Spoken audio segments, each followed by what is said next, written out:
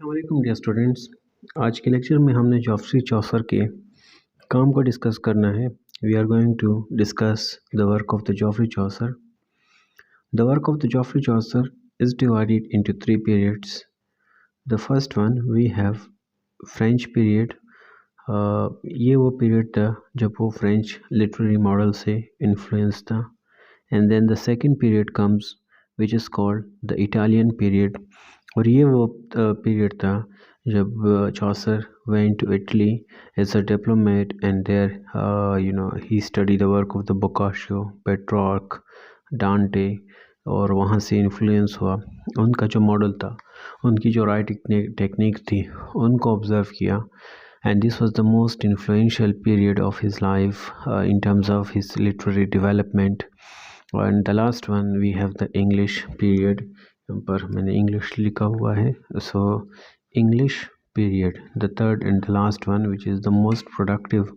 And ये वो period था जिसकी वजह से हम इसको फादर ऑफ इंग्लिश भी कहते हैं, father of English literature, father of English poetry, whatever the name you are giving to him.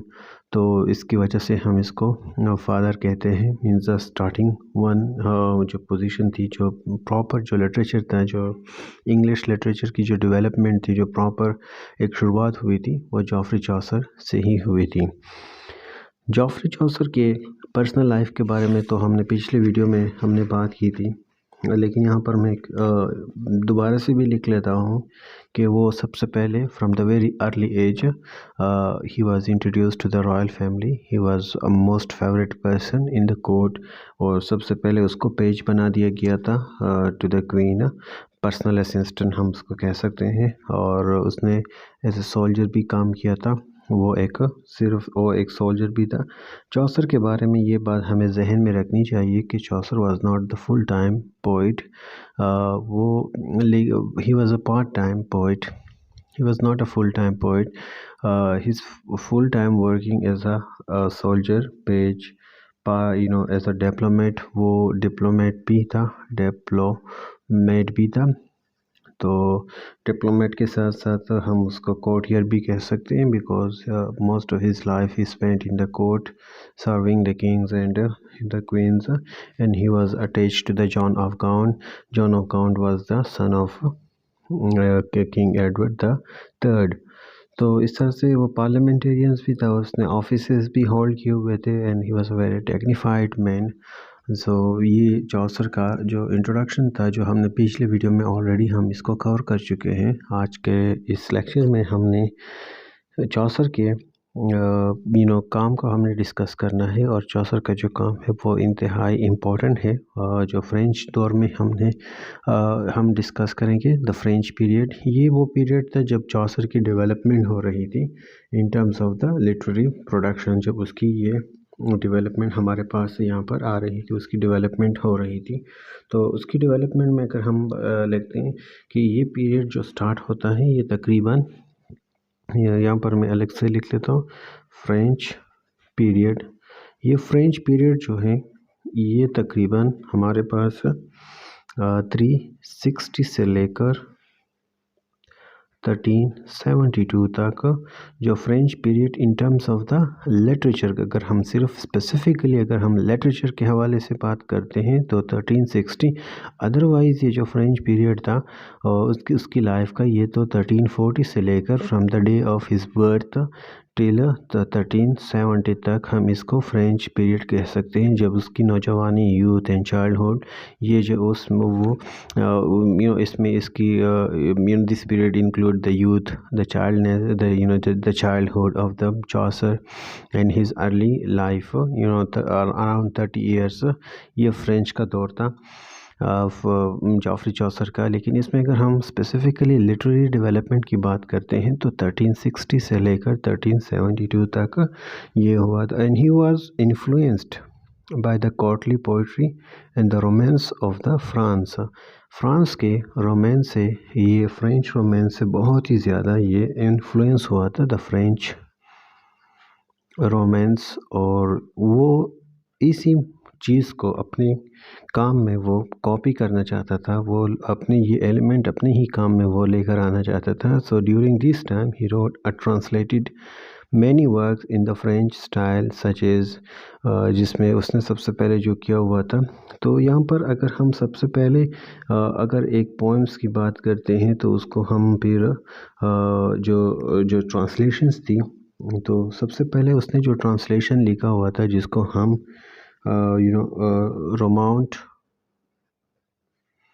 रोमांड of roses कहते हैं। ये एक फ्रेंच वर्क था, रोमन डी ला रोज, जिसको हम फ्रेंच में रोमन डी ला रोज ये नाम दिया हुआ था, डी ला रोज ये नाम दिया हुआ था। और ये वर्क जो था इसको चौसर ने ट्रांसलेट किया था, ट्रांसलेट इनटू इंग्लिश। अब चौसर पहला इंसान था जिसने कौन सी लैंग्वेज में काम किया था, वर्निक्यूलर लैंग्वेज। ये वर्निक्यूलर लैंग्वेज वो लैंग्वेज होती है जब इंसान अपने लोकल लैंग्वेज में अपने काम को प्रोड्यूस करना शुरू कर दे, लोकल लैंग्वेज। और उन दिनों लोकल लैंग्वेज कौन सी लैंग्वेज थी, मिडल इंग्लिश हम जिसको कह सकते हैं, मिडल इंग्लिश का जो लैंग्वेज थी वो थी, because middle English language was the language of the lower class, and he start writing and translating the French work into middle class और द लोकल लैंग्वेज। तो इस वजह से हम इसको फादर ऑफ इंग्लिश कह सकते हैं, क्योंकि इसने ये काम बहुत ही ज़बरदस्त काम किया हुआ था। अब ये फ्रांस जो था, अब ये फ्रेंच वर्क जो था, फ्रेंच पोएम था, और ये बहुत ही मोस्ट इम्पॉर्टेंट एलिगोरिकल रोमांस था। ये जो काम था इसको हम एलिगोरिकल रोमांस के थ्रू हम इसको याद करते हैं। अब एलिगोरिकल जो हम सिंबॉलिकल रिप्रेजेंटेशंस करते हैं of the characters of the different ideas and concept की, हम उसको एलिगरी कहते हैं। और एलिगोरिकल पोएम्स हम उसी पोएम्स को कहते हैं जिसमें symbolical representation of the persons, concepts, ideas और इवन द एब्स्ट्रैक्ट क्वालिटीज़, वो जो चीज़ें हमारे पास आती है, सो इसको हम एलिगोरिकल रोमांस कहते हैं। और ये एलिगोरिकल रोमांस को ट्रांसलेट किया गया था, चौसर ने ट्रांसलेट किया था इसने इंग्लिश में, ऑफ द मिडल इंग्लिश का जो ये रोमांस था। एंड इसमें बिल्कुल डेफिनेटली हम बात कर सकते हैं कि it is a reference to to the middle ages, and this type of literature are so common in English literature at that time. So a brief notice of it would not be out place. So written in the 13th century, ये originally 13th century में लिखा हुआ था। It is an enormous poem in two parts. जो पहला part था and जो बहुत ही शॉर्टर था, और द सेकेंड पार्ट जो ओरिजिनली जो फ्रांस में जो ये काम लिखा हुआ था फ्रेंच लैंग्वेज में, तो ये 2 पार्ट्स में डिवाइडेड था, 2 पार्ट्स। ये फर्स्ट वन जो था, फर्स्ट पार्ट ये अ बीट शॉर्टर था, it's a shorter form. And जो सेकेंड पार्ट था, second part is much lengthier, lengthier था और लेंथी भी था। तो इसको 2 हिस्सों में तकसीम किया गया था, और इसको तकरीबन मोर देन 1 राइटर्स ने इसको ओरिजिनली फ्रांस में इसको प्रोड्यूस किया था। तो ये बिल्कुल it started and fixed the traditions of courtly love and found again and again in the later literature. जो अगर हम ये बात कर लेते हैं कि फ्रांस में, तो हमने फ्रांस का जो लिटरेचर, फ्रेंच लिटरेचर जो डिस्कस किया हुआ था नॉर्मन में, तो उसमें हमारे पास जो शेवलरी थी या कोर्टली लव था, उसके बारे में बहुत ज़्यादा बात हो रही थी। तो यहाँ पर भी हमें tradition of the courtly love हमें देखने को मिलता है। And the conventional machinery is that of the dream in which the narrator see a beautiful garden.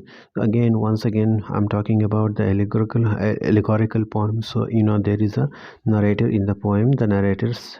अब नरेटर क्या करता है कि वो एक ड्रीम गार्डन देखता है, और dream garden the narrator see a beautiful garden, जिसको हम एक ब्यूटीफुल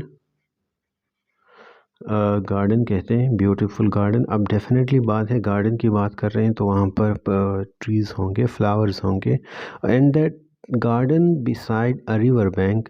वो गार्डन कहाँ पर था, रिवर बैंक के बिल्कुल करीब था। अब यहाँ पर मंथ जो थी, वो जो मंथ था वो मई थी, मतलब मई था, और ये और उसकी सुबह थी। सो आई थिंक यहाँ पर हम ये कह सकते हैं कि ये स्प्रिंग का महीना था और स्प्रिंग में जो सारे फ्लावर्स होते हैं वो ब्लूम करते हैं। मतलब अब गार्डन की बात करते हैं तो डेफिनेटली यहाँ पर फ्लावर्स का ज़िक्र आएगा। अब फ्लावर्स जो थे वो ब्लूमिंग कर रहे थे क्योंकि ये मई का महीना था और सुबह का टाइम था, तो वैसे भी तो फ्लावर इस टाइम। एंड साथ साथ में अगर फ्लावर्स हैं तो यहाँ पर बर्ड्स भी होंगे, और अगर बर्ड्स हैं तो बर्ड्स की सिंगिंग भी होगी। और गार्डन की बात करते हैं तो फ्लावर एंड बर्ड्स तो ये तो दोनों कॉमन चीज़ें हैं और ये दोनों अटैच भी है। सो द लवर, एक लवर होता है, वो इस गार्डन में दाखिल होता है। In his courtship of lady is allegorical represented as an attempt to pluck the rose hidden there. So the lady encourage or discourage him to her mood.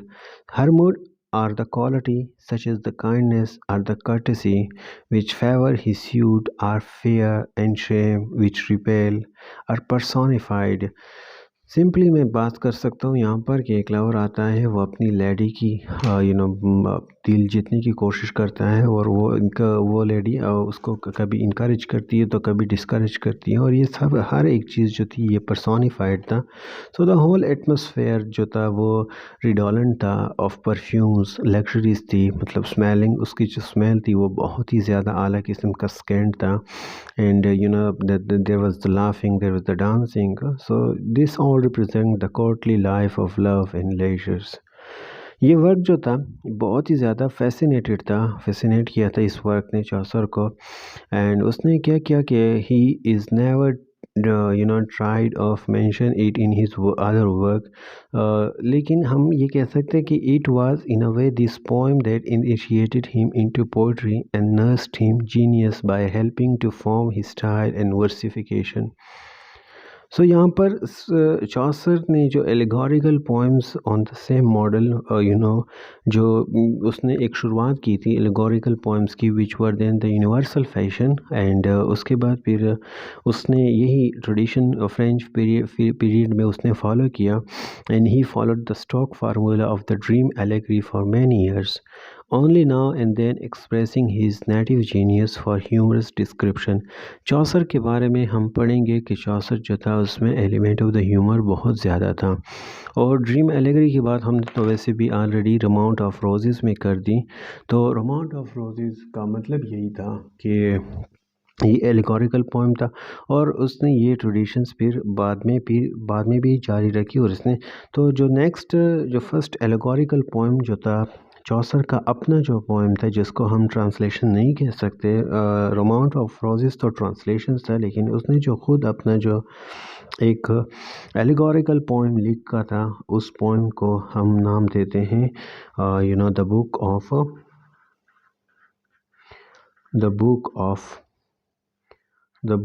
The duchess, the book of the duchess. और ये एक elegy की through की तरह भी हम ले सकते हैं, क्योंकि ये एक एलेजी, अब एलेजी वो पोएम होती है जो किसी की याद में लिखी जाती हो, किसी मरे हुए इंसान, on the memory of someone dead, जो आपके बहुत करीबी होता है, चाहे हो सकता है वो किसी का हस्बैंड हो, वो किसी की वाइफ हो, सिस्टर हो, ब्रदर हो, फ्रेंड हो, या फिर कोई लिटरेरी फिगर हो, या फिर कोई हीरो हो, या जो भी हो, लेकिन जिसके बारे में जो किसी की डेथ पर लिखी जाती हो। और ये जो था ये पोएम तकरीबन चौसर ने प्रोड्यूस किया था 1369 में, जब जॉन ऑफ गाउन की वाइफ जो थी, द वाइफ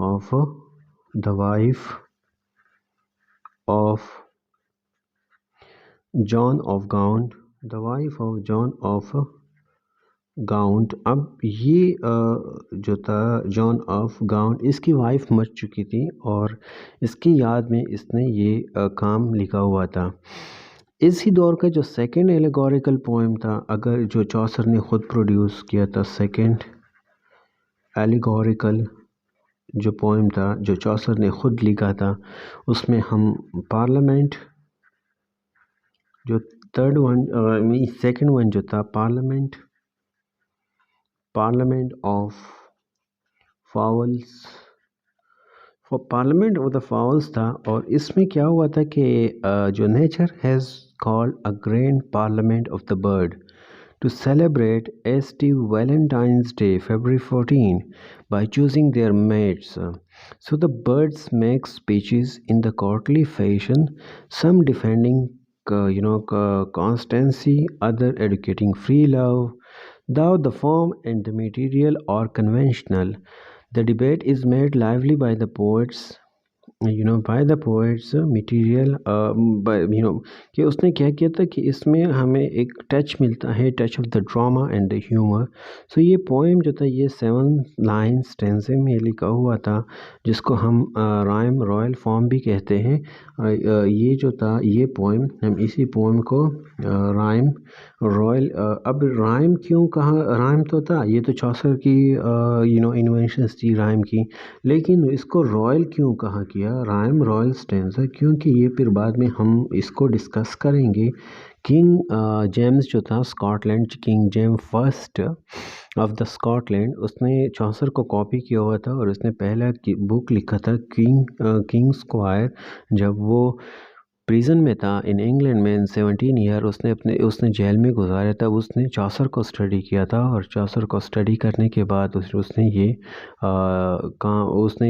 चौसर की जो मॉडल था उसको फॉलो किया था, और जिसकी वजह से इसको राइम रॉयल के नाम से इस स्टेंजा को अब याद किया जाता है, क्योंकि इसमें disyllabic and rhyme scheme means A B B C, इस तरह से ये स्टेंजा की कंस्ट्रक्शन यहाँ पर होती है।